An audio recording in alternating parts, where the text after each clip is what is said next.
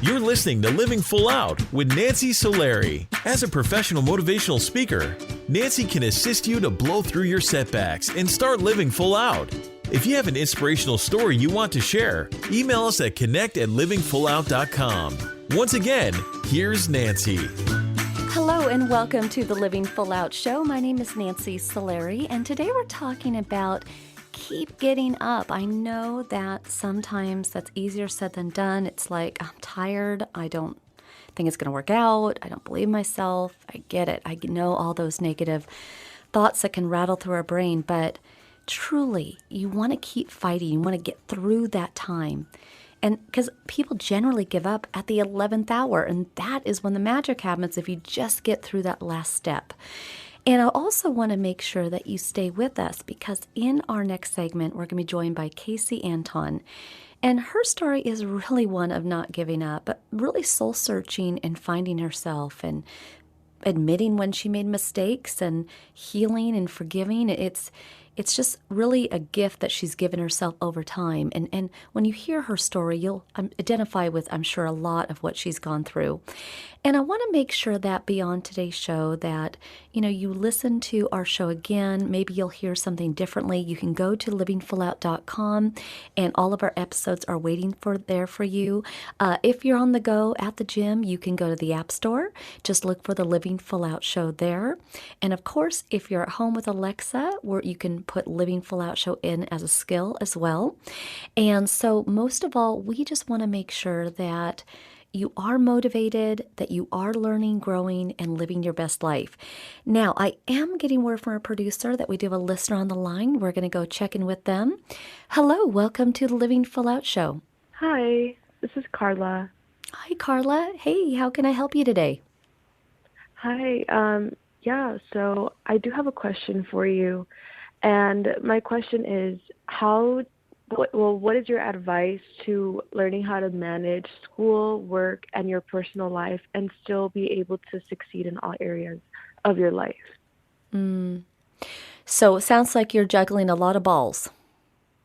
Yeah. Have you dropped one yet? Not yet. Not yet. Okay. And that's a good thing.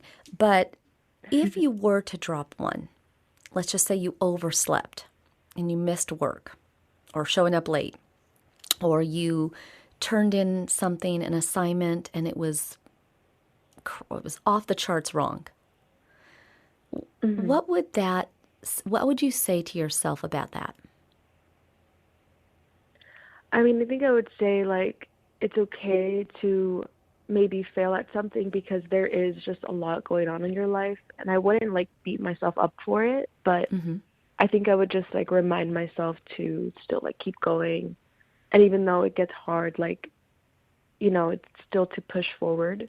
And that's really good advice that you're giving yourself. So how come you don't believe it on certain days? Thank you. I think it's just motivation. Some days I'm for sure a lot more motivated than others.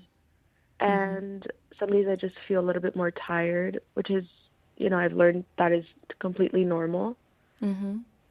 Motivation and tired, they actually stem from the same place in terms of the relief, in terms of the answer. So you mentioned work is one ball you have, school is another, and then your personal life, okay?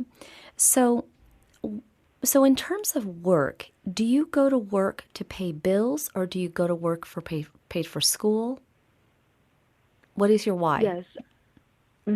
I go to school to pay for bills. Right now I'm a student, so they're not too big, but it's still to be on my feet. And then also for school, and then, for necessities like food and some outings that I have to do. Does the money you make at work allow you to have independent freedoms, allow you to travel, allow you to have a cell phone and pay for it, allow you to maybe have your own, room or your own apartment? Not to the apartment extent. I'm still, I'm still a student, and I'm living with my parents. But besides like that, it does. Like it helps to pay bills. It helps to maybe like I want to travel, like you mentioned, like I could do that. Mm-hmm. Obviously have to be strategic with my savings and planning and how to like spend my money and how to save it, you know? But Mm-hmm. yeah, I would say for the most part, yes. So, and then and if you did not show up for work, let's say you showed up for work late or you just didn't show up at all, would that impact other people at work? Yes, in a way, because at my job, we don't have like a full staff. I mean, there's probably like 5 to 6 people that Mm-hmm. are up front because I work at a restaurant. And so it's like if I'm not there one day, then I know my other teammate is going to suffer. Mm-hmm.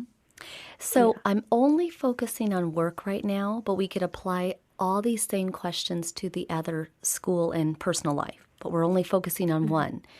But so why I said earlier that being tired and in sometimes lack of motivation, they both have the same solution, is the same solution has to be the why. Like, what am I Hmm. working for? What does it afford me to do? And also, if I don't show up, who am I letting down?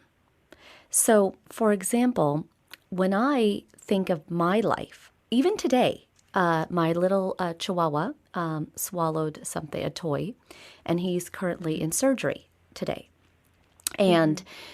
although my temptation of overwhelm and stress and everything could have been like, oh my gosh, I got to sleep in and I'm too worried and I mean, I can't help him anyway. He's in surgery, right? So I might as well be here with all of you doing the show. Right.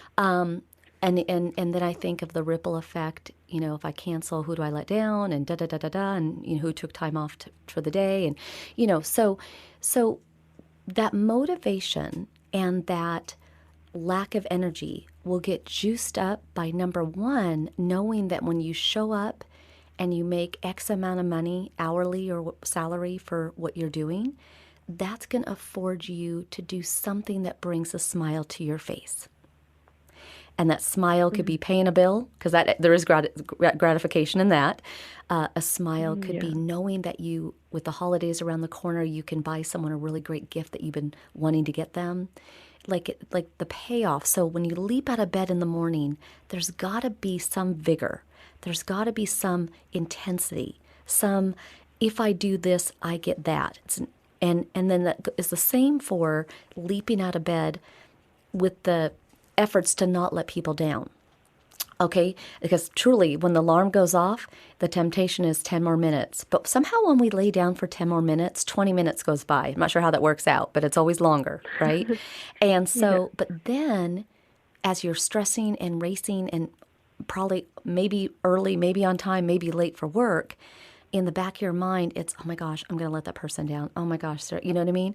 So, that for me always helps me. I always think of other people first. That is my number one. When I wake up in the morning, it's what does someone need from me? That's my lead. And then Hmm. after that, I look at, okay, what do I want to do today? What is my top priority? So that would lead me over to your personal side of your life, how you're saying that you lack motivation in that. So a lot of times that's prioritizing. Now you could pick your favorite number, pick 3, pick 5, whatever that is. I wouldn't do more than 5. But there is this philosophy in our personal life that you pick a number. I usually do 5. And in that day, I am going to pick 5 things that I'm going to do. Anything over the 5 is icing on the cake. And that could be Hmm. number 1, I am going to go, I'm going to pay that bill. Put it off all week, I'm going to pay that. Another one could be, I'm going to work out. That's my number 2. Another one could be, I'm going to walk my guide dog to the beach. Been talking about it, haven't done it in a week. We're going to do that today. Could be, the laundry's piling up, going to do that. And maybe the next one Hmm. is, I'm going to prep my food for the week. Now, everything after that is icing. But if you hold to Hmm. 5 goals, or if that's too many, 3 goals, then every day you wake up, you're leaping out of bed knowing for your own self that those are 3 to 5 things you have to check off. When people don't have that commitment, that's where they can slip and the motivation, lack of it, occurs. Okay? Mm-hmm. So I hope, was that helpful, just kind of giving you some examples? Yes, I did. I did think it was helpful. I mean, I think I like the fact that you said pick 5 things. It doesn't have to be like exactly 5, but just have like, in mind things that are priorities in your day. And I think that going based off that, I think it helps organize your day to day. Perfect. And when you commit to 5, you can't do 4. It's got to be 5, okay? But Exactly. but you will do great. Thank you so much for calling in. Honestly, we wish you all the best. And for everybody else listening, we are going to be right back with Kasey Anton. Again, today, it's not about giving up. It's about getting out there and boldly going after life as you live full out.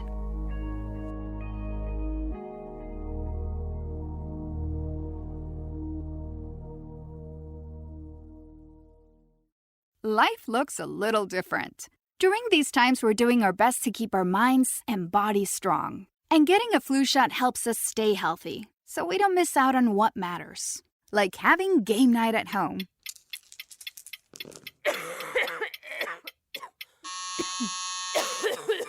Yeah, can't do that while sick with the flu. Now imagine family movie night that your daughter can't live without. Well, that's ruined. And don't forget your uncle's socially distanced cookout.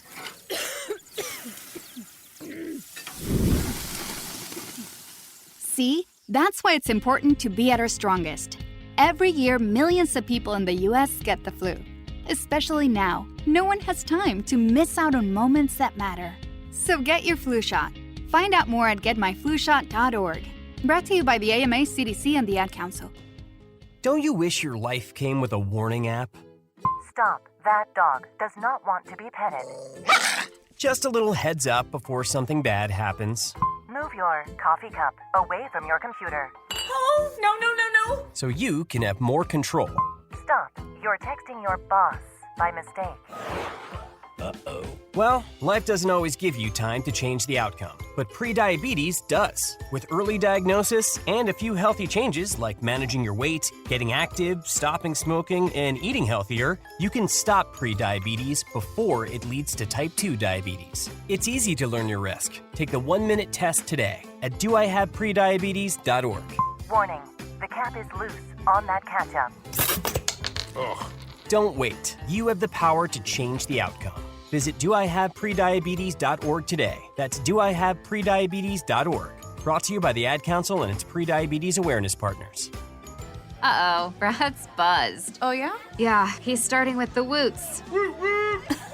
And now a speech. I just want to say that friendship is about heart and brain.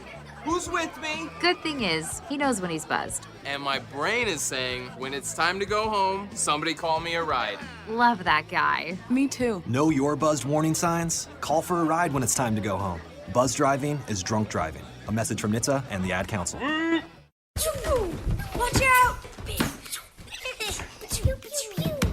You got me! The galaxy is safe once again.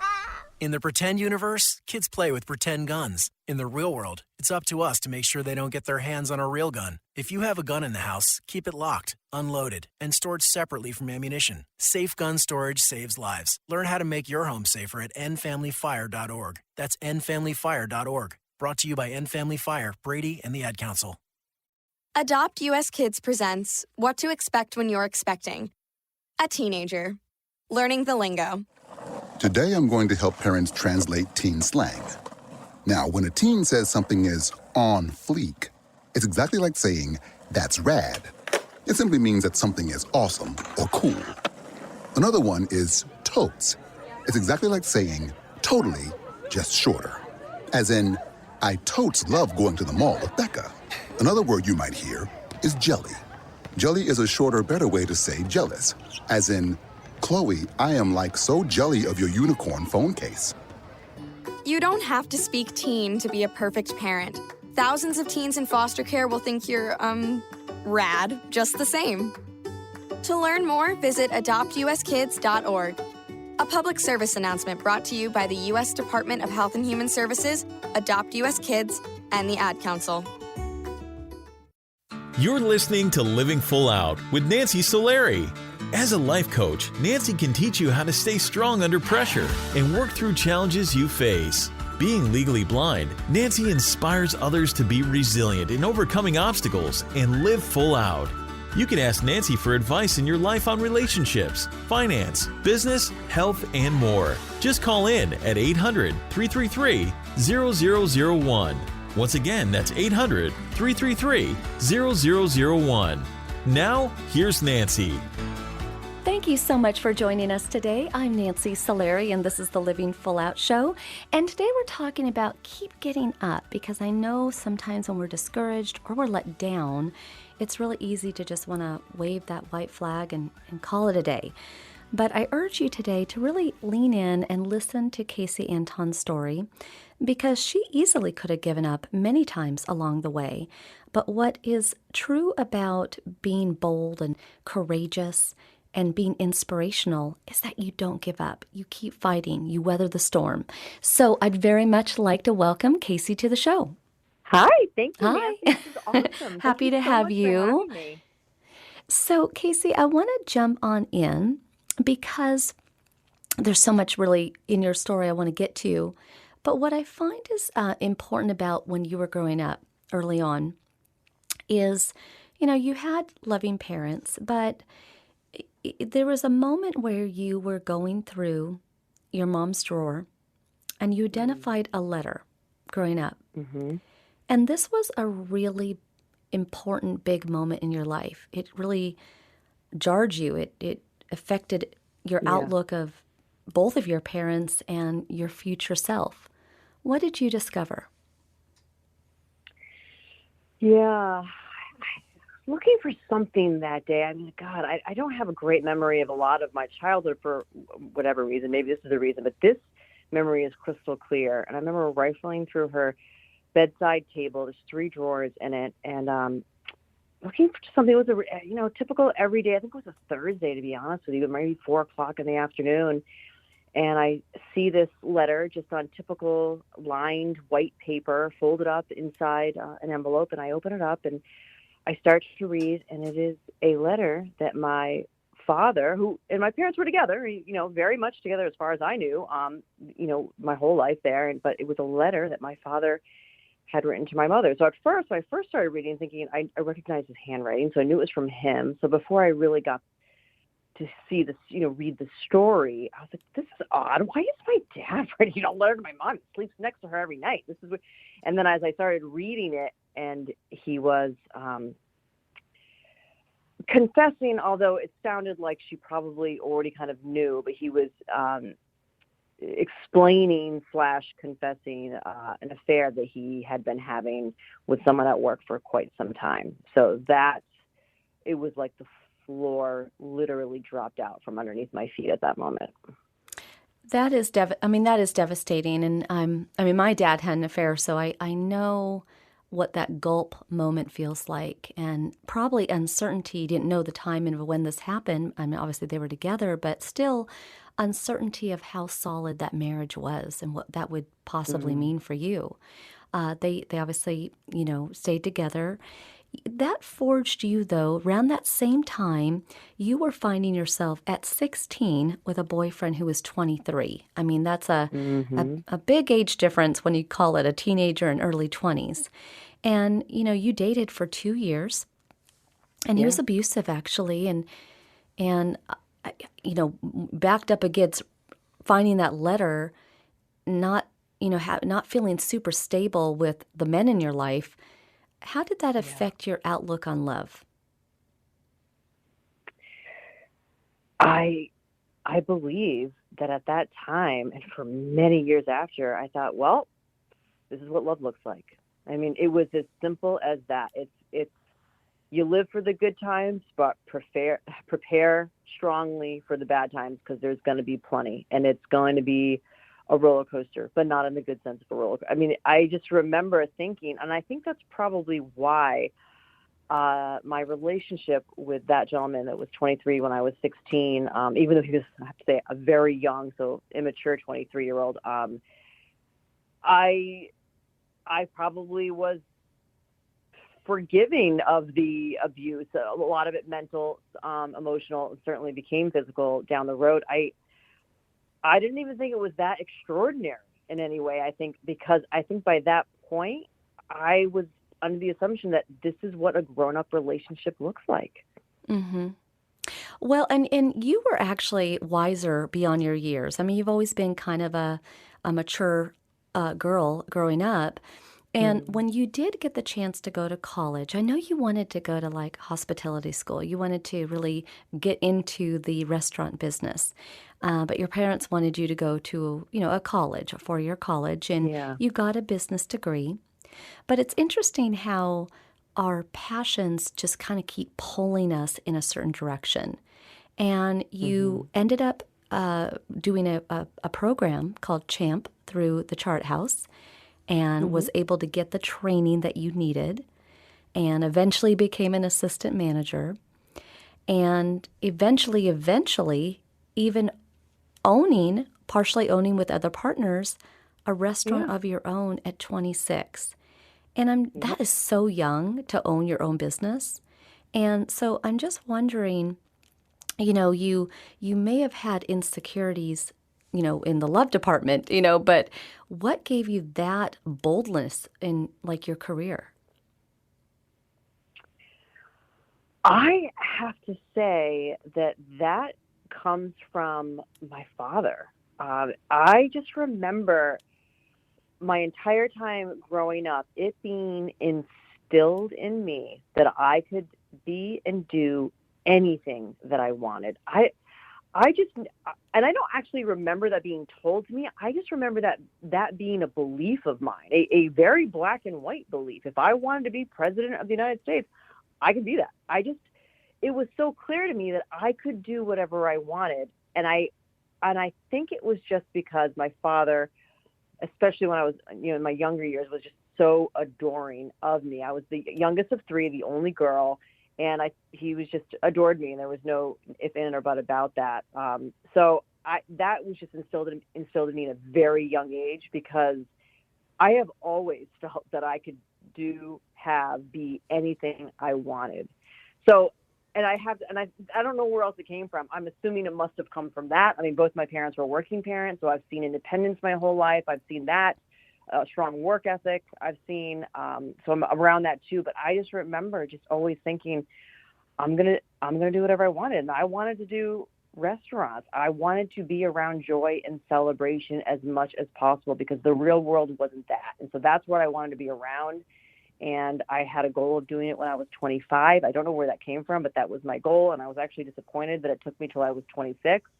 But looking back now, that is kind of silly, right? But at the time, I remember being disappointed. Like, I really wanted to be 25 when I owned my first restaurant in Boston. Well, and you did it. And you did it. And I did it.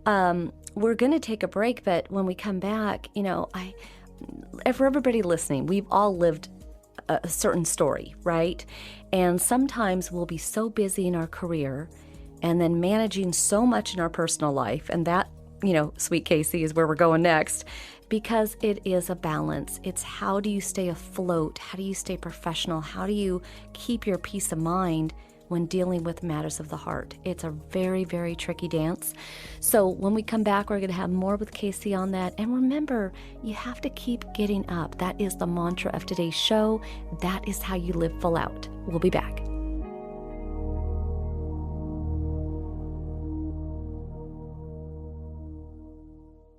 Today in school, I learned a lot. In chemistry, I learned that no one likes me. In English, I learned that I'm disgusting. And in physics, I learned that I'm a loser. Today in school, I learned that I'm ugly and useless. And in gym, I learned that I'm pathetic and a joke. In history, I learned that I'm trash. Today in school, I learned that I have no friends. In English, I learned that I make people sick. And at lunch, I learned that I sit on my own because I smell. In chemistry, I learned that no one likes me. In biology, I learned that I'm fat and stupid. And in math, I learned that I'm trash. The only thing I didn't learn in school today? The only thing I didn't learn today? The only thing I didn't learn is why no one ever helps. Kids witness bullying every day. They want to help, but they don't know how. Teach them how to stop bullying and be more than a bystander at stopbullying.gov. A message from the Ad Council. I'm Nancy Solari, certified life and business coach. I want to invite you to the Personal Development Boot Camp. During the boot camp, we're going to be looking at taking those insecurities that you have and getting rid of them. We're also going to look at ways in which you can thrive and live a life full of purpose. Go to livingfullout.com/bootcamp, livingfullout.com/bootcamp to sign up. I believe in you, and here's to you living your life full out.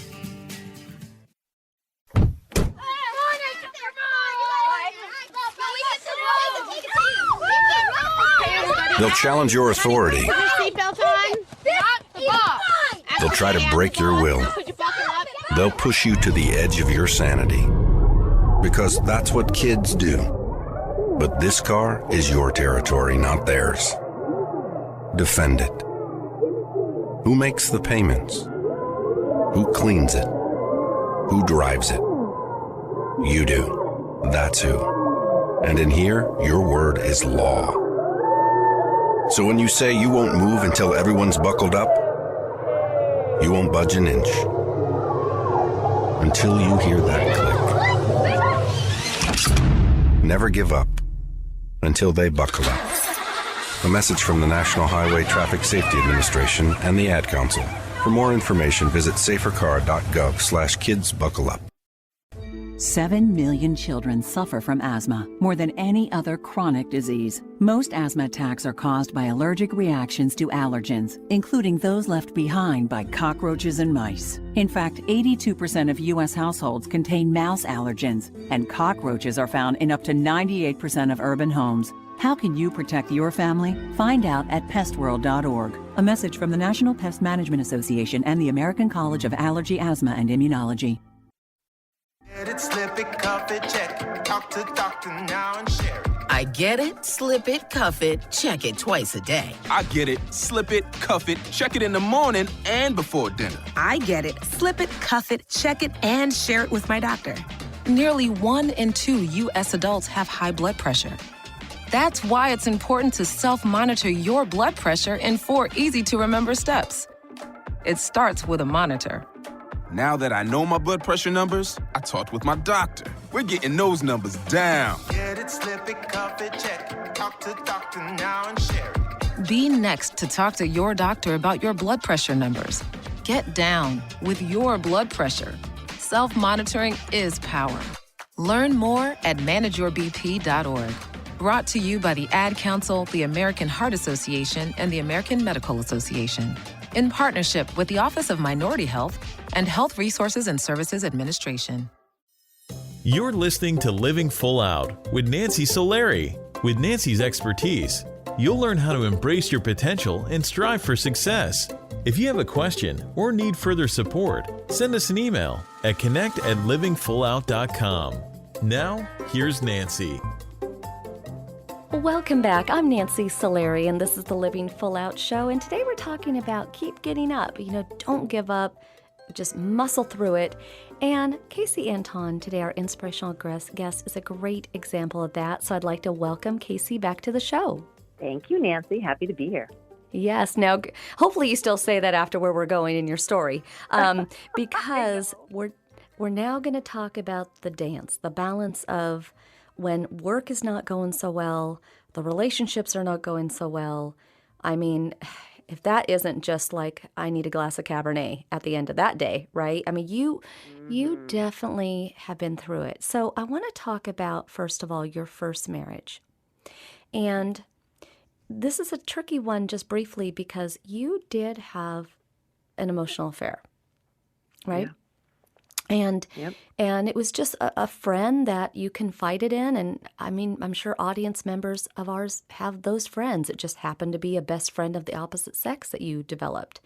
Mm-hmm. But I can also appreciate with your husband, he's like, hey, wait a second, I'm your best friend. And you worked through that. You went to counseling. But what finally, I know he went on to be unfaithful to you as well. What was it that finally unraveled it all, that kind of said this, we've hit our limit, we've hit our end? It was time number 6. I mean, it really was. And I don't know where that number came from. It was, as you had mentioned, I had a great marriage. We had 2 children, a boy and a girl, amazing, great, easy kids at their young age. Teenage years are different. At a young age, they were just easy, awesome kids, and great families around us, and great friends. And I don't even know what happened. I had an emotional affair. I had met someone. It was actually a client, and it became a good friend of mine. And I did not know what an emotional affair was at the time. I just thought, oh, this is someone who I can really confide in, who's really a champion of me. Just thought I could do no wrong, and it was just great for my ego and just a great person in general. And I didn't see what was wrong with it. Looking back now, I can absolutely see what was wrong with it. But when I was in it, I just thought, what are you talking about? This is just a good friend of mine. But it was a betrayal to my husband, and I think I must have seen it too late, because that emotional affair devastated him. So even when I ended that friendship and fired him as a client and got that gentleman out of my life so that I could save my marriage, the damage was done. So even though we had been in counseling for a while, my husband at the time thought it was a good idea for him to find some attention from the opposite sex. And he started to do that with someone that he met through networking, and I caught him, and he ended it and apologized, and then it happened again, and okay, sorry, I apologize. And I let it go on for 6 times. And so I don't know why that number's in my head, but I remember the day, it was the 6th time that I found him still sneaking around, going out to dinner, buying gifts for this person. I found some texts that were clearly not platonic in any way. And it was at that time I said, this is my done, my 6th and done, I guess. This was the time. And it's interesting because I guess now that I think about work, or when people start businesses and stuff, and they want to, if they're starting a business, how long do we go before we know it's going to take off before I close it? To me, it's like, well, you got to find a number. And maybe it's because I do numbers for a living. Find a number that you think you can live with and go to that number, and then look at the metrics. And I think for me, that number 6, for some reason, that was like more than enough. I think 3 times would be a charm, right? And I was like, well, I deserve this for the longest time. Like, I did this first. I deserve this. You didn't want lucky number 7, so that's a good thing. Yeah. Now, while all this was going on also in your life, and obviously you were married for quite some time, so there's a long span of time here. But when that business that you had started, it was thriving, you were a rock star, but, it too had its ending time. And out of all the partners, you were the last one scrambling to keep the lights on, scrambling to keep it afloat. But eventually, every business owner who's in that place has to make a decision, and you let it go. However, when one door does close, another one does open, and you created Spark. What is it that you learned about yourself that opened a great door of a career for you? I learned, well, 1, that I can do anything. My father was right. And 2, I learned that you don't have to know it all. You just have to be willing to learn. That was it. I mean, and I still preach that to this day when people think that they need to know everything about everything before they can start anything. And to me, I guess I am fortunate in the way that I never felt like I needed to be the smartest person in the room or know everything. I know that somebody somewhere knows something, and I can just go find that person. So I think that is really what certainly helped me become as successful as I have been in this second part of my life, a completely different career, is because I just embraced the fact that I didn't need to know it all, but I know I could find out. So I wasn't shy about talking about what I did, even though I wasn't the best at it. I was brand new at it, but I wasn't shy about talking about it and selling it and marketing it, because I knew that I would always find a way. And the thing is, my heart was always in the right place. And I think that, that's what mattered. Like, no matter what, like I'm here to serve people. I love small business. I love entrepreneurship. And I just wanted to serve them and help them in the ways that I can, which was through numbers. So as long as that was always in my heart, I do this for free. I mean, if I didn't need to make a living, I'd do it. I loved it. I love helping them. I have this gift. And if they came to me with something and I wasn't sure of the answer, I know I could go find it or go find it with them. And I think it was just kind of having that mentality. Well, so, I mean, it's very emotional having a business that you have to let go of. It's highly emotional starting a business, even if you hire the help to do things that you don't know how to do. It's hugely emotional finding out that you give a husband 6 attempts and then eventually that marriage ends. But I give you a lot of credit because you anteed up again with love. Yeah. But there's this theme, your dad, the letter, the confession of an affair. Your first husband, Steve, and his affair. And this next husband, what did he do? He had an entirely separate life, really, outside of our relationship and eventually our marriage, that I did not see coming at all. And you would have thought, or I would have thought certainly, that by now and what I had been through, and I'm in my 40s, I'm in my 40s at this point, that I would have felt it. My intuition would have kicked up. I would have known better. I would have seen this. I was completely blindsided it's not just his affair. He had a whole other life going on with another woman that he was planning to marry when we were getting married. It's a Lifetime TV special, that's for sure. Well, and the thing is, I'm just curious. When you go through finding out about your dad, who's supposed to be the love of your life, early on in our lives, our protector, and then what happened with your first husband, and then finding out your second husband had a whole nother life. I know you are still hopeful for love, but where does that come from? Because there's a lot of people right now that would be like, you know what, marriage is never for me. I'm done. Checking that box of never again.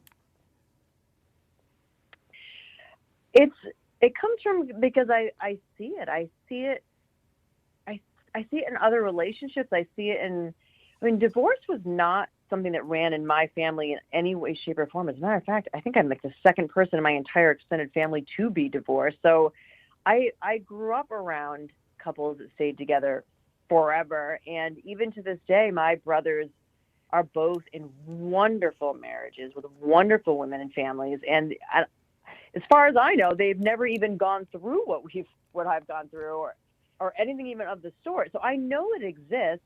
And why not me? I probably struggle with why I had to. I don't think so.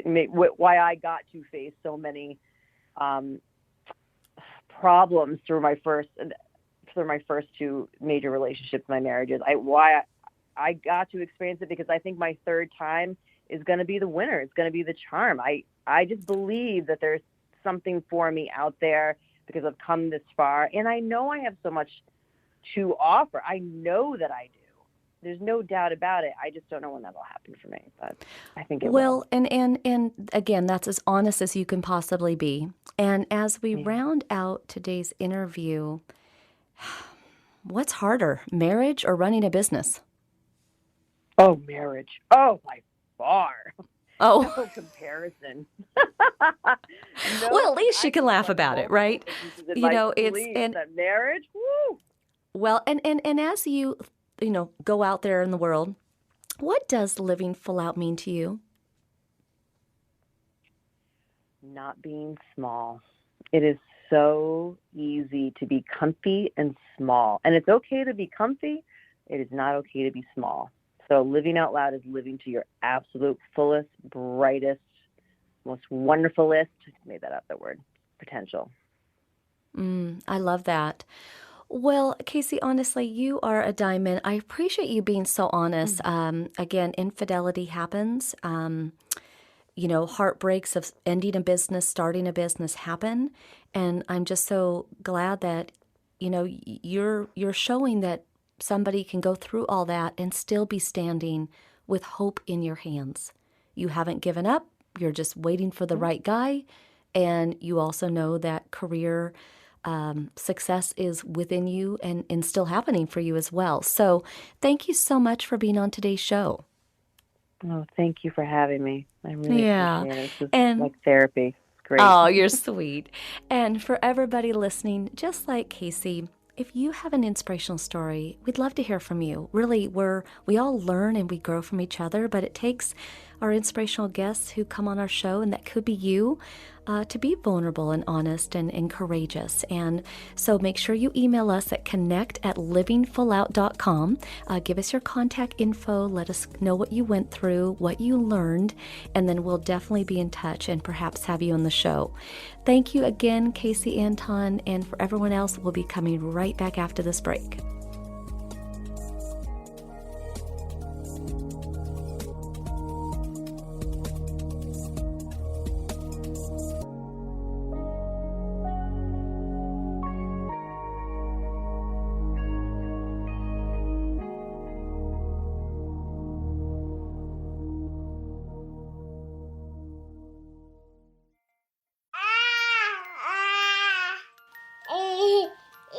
To some people, the sound of a baby babbling doesn't mean much.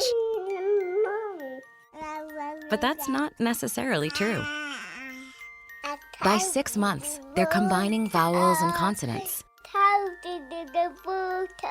By 9 months, they're trying out different kinds of sounds.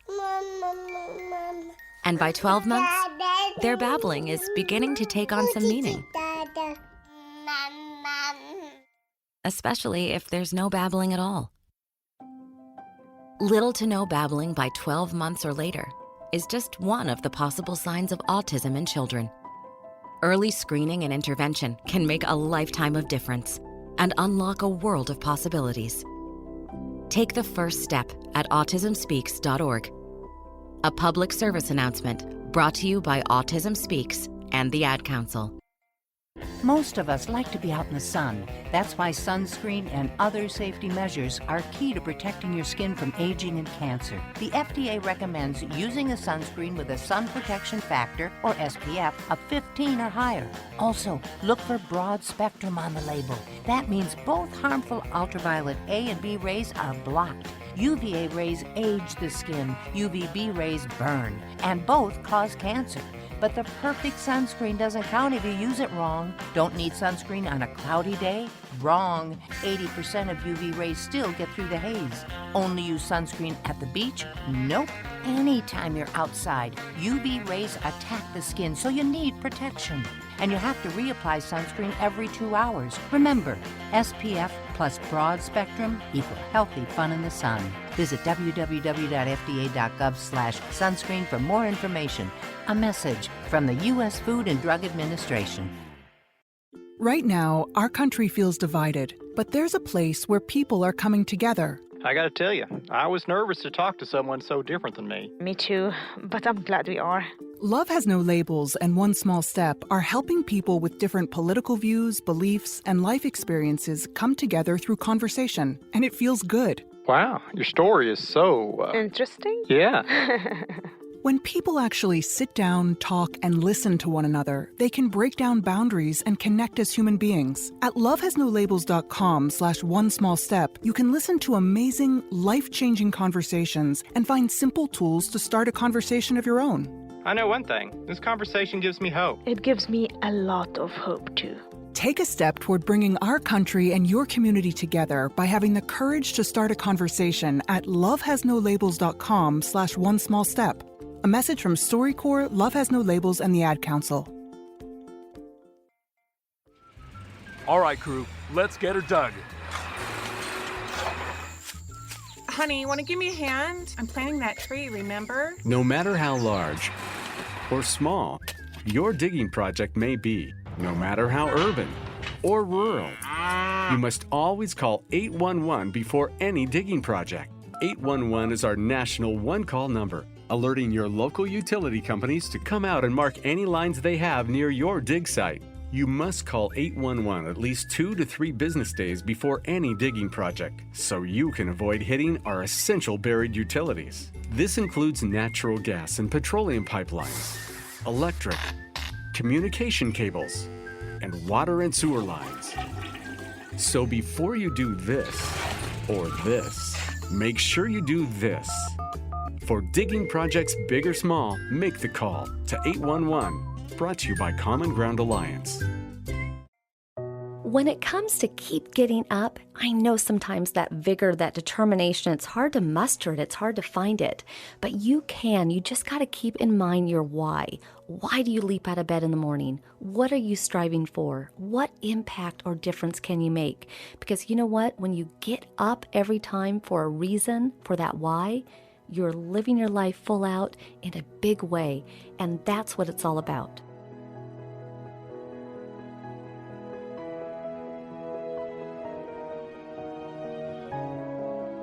You're listening to Living Full Out with Nancy Solari. As a professional motivational speaker, Nancy can assist you to blow through your setbacks and start living full out. If you have an inspirational story you want to share, email us at connect@livingfullout.com. Once again, here's Nancy. Thank you again for joining us today. I'm Nancy Solari, and this is the Living Full Out Show, and we've been talking about keep getting up. And, sometimes in my life, that is like the literal, because it just takes a little teeny crack in the foundation, and I'm on my side. I'm on the ground. Or sometimes the inconsistency of just the road. If I am walking and there's just a pit, it's one of those things where when we fall in life and we have to get up, we have to find a way to build that strength. So for example, if I go back to that literal example where, literally I just don't see something and I trip and I fall and I might be bleeding. My pride might be on the ground as well. I might be embarrassed, but I know I have to get up. Can I lay there all day? No, I got to get up. It's that same thing in life when we feel as though we've been let down. So if somebody's let you down or somebody maybe lied to you, it's easy to be like, well, I'm never going to do that again, or please. But you want to make sure that you find that inner strength to kind of package that negative talk in a place, far, far away, because it doesn't serve you. When I'm thinking about in my life getting up, now not the literal, but actually motivationally in life, I know that if I play small, if I play where it's safe, I'm not getting those sweaty palms. I'm not getting that heart racing. I'm not getting that nerves of a giggle, right? That's what life's about. Yeah, if we get our heart broken, it's easy to be like, well, I don't think I want to do that again. But what if on the other side of that, there's a great partnership, a great business, the love of your life? So keep getting up needs to be a mantra that we all have, because nobody doesn't have scars in life. Nobody doesn't fall and get a scab, right? Everybody has to find their why, and everyone has to find that inner strength. Now, one of the things that I've learned over time, because again, this legal blindness thing, going blind, it's actually kind of been an interesting lesson for me in what I've learned, meaning that I don't literally see the curbs or see the wall. In fact, here in the studio, I'm fumbling, looking for the door out, and I'm so grateful that I have Andrew beside me here in the studio to help me find my way out. But sometimes in life, don't we all need an Andrew to help us find the way out? Sometimes in life, aren't we all a little bit blinded? And how you get through the hard times, how you get up, is that voice. That voice could be your spiritual beliefs. It could be convictions. It could be values. It could be something someone said to you one time and you're going to show them. Or it could be something that someone said to you motivationally one time and they made you think you could do anything. Those are really special qualities that are in us. So I look at all the things happening in the world, all the things that may go off sideways in my day, and I'm just like, really? Because clearly they're not going to break Nancy. And I want you to have that same attitude. So when someone says something to you that rattles your cage, I want you to go, really? That's all you got? right? And if you're driving to work and you hit a pothole and your tire pops, really? I'm going to get to work anyway. I'm going to be a little delayed, but you're not going to stop me. I'm going to get there. Or you know what? I'm going to take this meeting on my cell phone. I'm still going to make it happen.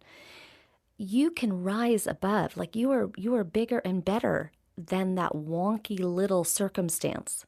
Now, someone would say, well, Nancy, I went through a devastating financial crisis. That's not little.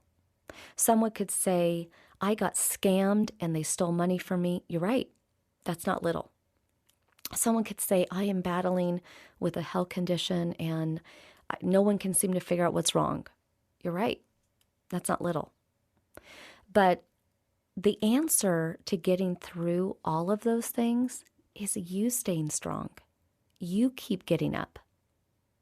If you show that weakness, now there's a difference between vulnerability and weakness. Vulnerability is honest. Vulnerability is courage. And it is standing in your truth. Weakness is, I'm not even going to try. I'm going to cancel my whole day. I'm going to just stay under the covers. Or why even try? I can't do it. It's not for me. They have it over me, right? That's weakness. So you don't need somebody to give you an attaboy. You don't need, somebody to be your driver in life. You are your own driver. You are your answers. You are your solutions. You are the one. It's all inside you. But you want to believe that. I believe it, but you got to believe it. So our entire show, every show, is dedicated to you getting that inner core stronger, lighting up what's inside you, your passions, your superpowers, right? So I want you to continue to listen in. Every one of our inspirational guests, our entire Living Full Out team stands beside you so that you can do what? Live full out. So make sure you go to livingfullout.com, share this episode, let others know, and follow us on social media. We can't wait to inspire you on more shows. As always, here's to you living full out.